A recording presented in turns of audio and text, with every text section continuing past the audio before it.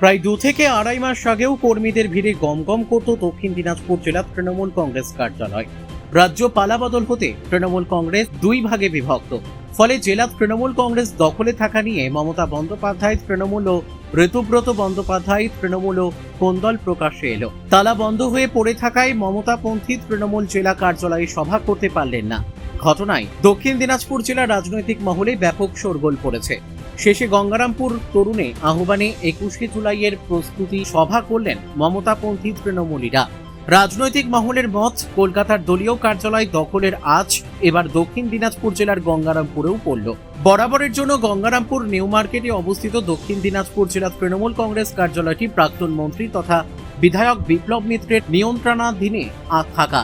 Vote পরবর্তীতে দলীয় কর্মীরা জেলা তৃণমূল কংগ্রেস কার্যালয়ে সভাও করেছেন। কিন্তু রাজ্যে বিজেপির সরকার গঠনের পর রাজ্য জুড়ে রাজনৈতিক পট পরিবর্তন ঘটতে থাকে। দুই ভাগে বিভক্ত হয় তৃণমূল কংগ্রেস। কয়েকদিন আগে কলকাতায় তৃণমূল কংগ্রেস দখল নিয়ে মমতা বন্দ্যোপাধ্যায় পন্থী ও ঋতুব্রত বন্দ্যোপাধ্যায় পন্থীর মধ্যে তুমুল দ্বন্দ্ব শুরু হয়। সেখানে ঋতুব্রত বন্দ্যোপাধ্যায় দলে ছিলেন বিপ্লব মিত্র।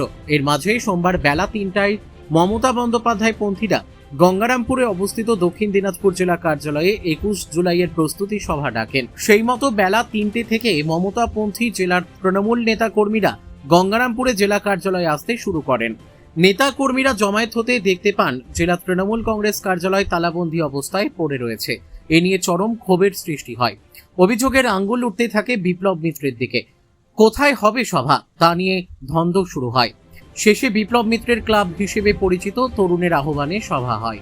এই দিনের সভায় হাজির ছিলেন কুমারগঞ্জের তৃণমূল বিধায়ক তোরাফ হোসেন মণ্ডল, প্রাক্তন বিধায়ক গৌতম দাস, প্রাক্তন জেলা সভাপতি মৃণাল সরকার, তৃণমূল নেতা সুভাষ চাকি, নিখিল সিংহ রায়।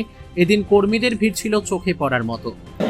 বিষয় তো কি বলবো, আর আমাদের তো আজকের আলোচ্য বিষয় আপনারা দেখলেন, মানুষের গোটা জেলারে মানুষের যে উন্মাদনা।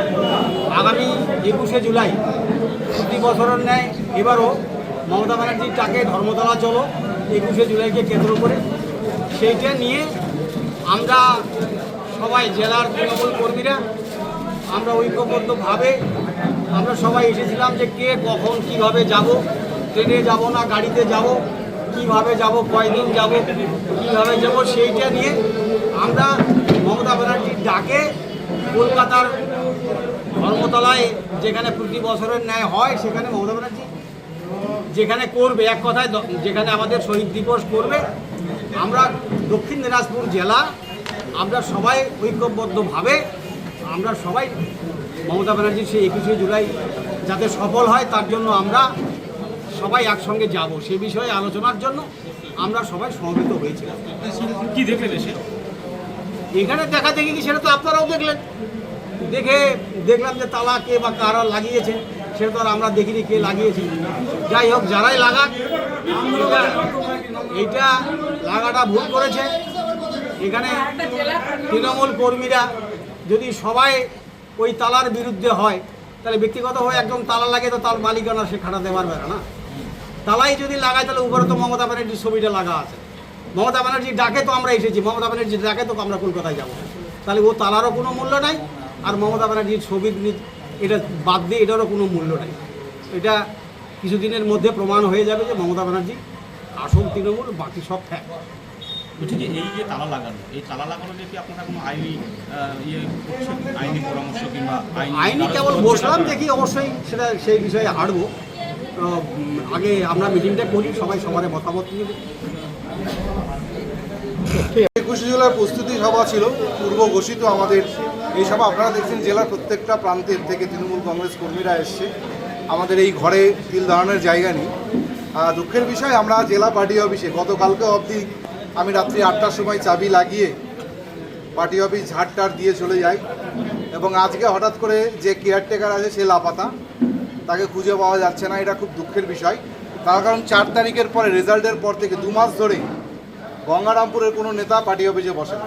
আমরা ব্লক থেকে বিভিন্ন মানুষ আসি, পার্টি অফিসে বসি সপ্তাহে 3 দিন 4 দিন করে।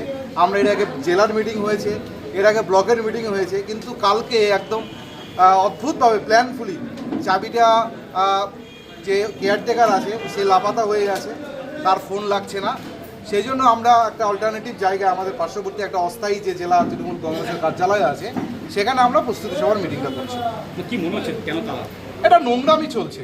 আপনারা জানেন যে রাজ্যেও যেটা নোংরামি চলছে, আমাদের যেটাও জেলাতেও সেটা নোংরামি চলছে। আপনারা প্রমাণ পাচ্ছেন যে আজকে জেলা তৃণমূল কংগ্রেসের প্রত্যেকটা কর্মী মমতা বন্দ্যোপাধ্যায়ের সাথে আছে, আর মমতা বন্দ্যোপাধ্যায়ের সাথে যারা থাকবে না তাদেরকে আমরা দক্ষিণ দিনাজপুর জেলা তৃণমূল কংগ্রেস করতে দেবো না।